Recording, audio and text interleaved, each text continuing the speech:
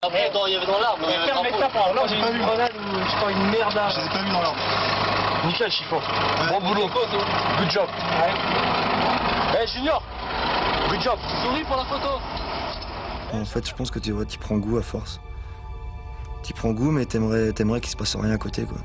T'aimerais juste que ça soit un jeu, quoi. Et que t'éteins la console après, mais souvent, ça finit mal.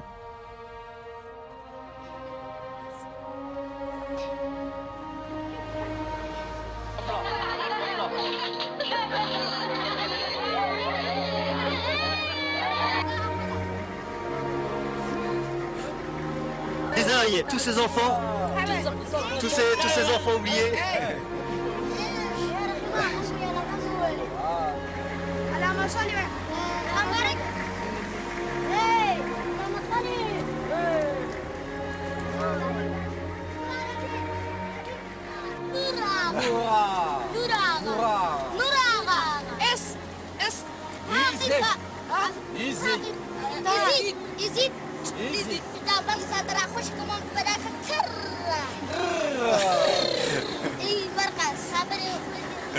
Ça va fou les petits. Quand on était sur place, on avait un peu la double étiquette. On est un peu une armée d'occupation parce qu'on apprend, on est là pour essayer d'apprendre aux gens comment il faut vivre. Donc c'est vrai que des fois, c'est pas toujours facile. On se sent trop qu'on patrouille dans les villages avec des armes devant des enfants qui ont 3 à 4 ans. On se dit, qu'est-ce qu'on est en train de faire? Maintenant, c'est sûr que les talibans les persécutent là-bas. Il y a des femmes qui sont brûlées à l'acide, des enfants qui sont kidnappés. Il y a quand même plein de choses qui se passent là-bas. Donc on a aussi le rôle de protection. Donc on a un peu la double étiquette. C'est pas toujours facile. Ouais. La France n'intervient pas en Afghanistan juste pour se battre. Les militaires doivent aider le peuple afghan. Construction de routes, d'hôpitaux, de pompes à eau. Les Français doivent gagner le cœur des Afghans pour ne pas passer pour une armée d'occupation. Mais toutes ces bonnes actions sont souvent mises à mal par la réalité des combats. Gagner les cœurs de la population, je pense qu'on en est loin encore. On en est très loin. On fait des choses. Ça nous arrive d'aller aider les enfants, des choses comme ça. On soigne des enfants là-bas aussi. Et quand on voit qu'après un raid aérien, on est capable de pratiquement raser un village, non, je pense que c'est pas possible. Les cœurs, c'est pas comme ça qu'on les gagne. Un jour, on a tiré sur un taliban, sur un présumé taliban qui passait à 50 mètres de nous. Et après, il y a, je suppose, sa famille, des enfants qui sont arrivés, qui sont venus pleurer sur le corps, qui étaient en train de pleurer, les enfants, et qui nous regardaient comme ça. Qu'est-ce que vous avez fait, quoi? Donc c'est vrai que c'est très compliqué de voir des enfants malheureux, de voir qu'on fait du mal. Mais aussi, on était en danger parce que le taliban avait une arme, et puis voilà, on aurait pu très bien mourir ce jour-là. Donc c'est pareil, c'est sauver sa peau, mais en faisant des malheureux, donc c'est compliqué. Là, on se demande ce qu'on fait là, par contre. Qu'on voit les enfants pleurer comme ça, qui nous regardent. Je pense pas que c'est de travailler dans le bon sens, parce que quand on tue une personne là-bas, si on fait 30, 40 personnes qui sont malheureuses et qui ont après la haine de l'Occident, et qui doivent faire 30 ou 40 talibans à leur tour, en tuer un pour en faire 40 derrière, à la fin, je sais pas s'il y a vraiment d'évolution dans le conflit. Pour Maxime et Tony, cette guerre s'est bien terminée. Même si certains de leurs frères d'armes ont été blessés au combat, aucun n'est mort.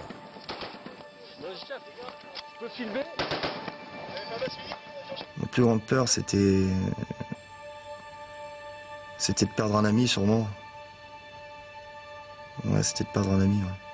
J'ai eu beaucoup de chance et beaucoup de personnes ont eu de la chance pour ce mandat. Il y aurait pu avoir beaucoup plus de blessés et beaucoup plus de morts. Aujourd'hui, Maxime et Tony ne sont plus militaires. S'ils ne regrettent pas leur engagement pour la patrie, ils auraient voulu un peu plus de reconnaissance. Les militaires français sont pas assez soutenus par l'opinion publique. C'est tout un pays qui s'engage, donc il ne faut pas que les militaires y aillent et que le peuple soit déjà dû dans des accords et que le peuple se désintéresse totalement des militaires. C'est toujours bien d'avoir un petit soutien en France, c'est pas grand-chose, et des fois ça fait vraiment plaisir. On pense pas être des héros, mais après, c'est vrai qu'on a vraiment pas de reconnaissance, quoi. On est rentré en France, c'était comme d'hab. On n'a rien eu de spécial, je ne demandais pas grand-chose. Hein. On est arrivé, c'est bien, vous avez été en Afghanistan. tout le monde s'en foutait un petit peu, quoi. Au niveau des autorités, au niveau de la hiérarchie, on n'a jamais eu, je pense qu'on n'a pas eu l'accueil qu'il nous fallait, quoi. C'est vrai qu'on s'est senti un petit peu délaissé, on va dire, au retour.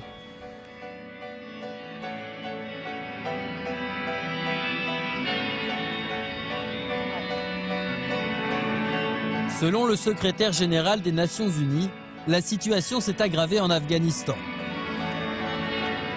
Chaque année, les talibans gagnent du terrain et le nombre de leurs victimes civiles est en constante augmentation. Et cela malgré les 132 000 soldats de la force internationale. Depuis le début de ce conflit, la France et ses alliés soutiennent le président Hamid Karzai. Un chef d'État corrompu, de l'aveu même de Bernard Kouchner, alors ministre des Affaires étrangères. Mais Karzai serait le seul capable d'éviter le retour au pouvoir des talibans. Alors pour le maintenir à la tête du pays, la communauté internationale ferme même les yeux sur les nombreuses fraudes qui ont entaché sa réélection. Or, pour beaucoup d'Afghans, Karzai n'a plus aucune légitimité. Depuis la mort d'Oussama Ben Laden, la coalition semble décidée à quitter l'Afghanistan. Cet été, le président de la République Nicolas Sarkozy a annoncé le retrait des soldats français avant 2014.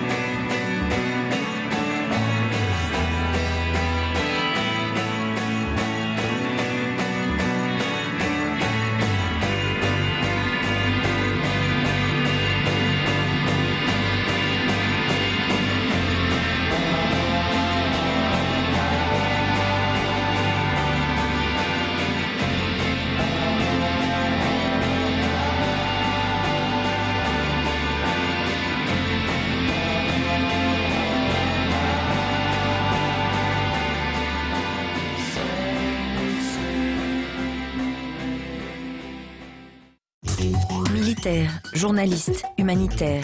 À Bagdad, Sarajevo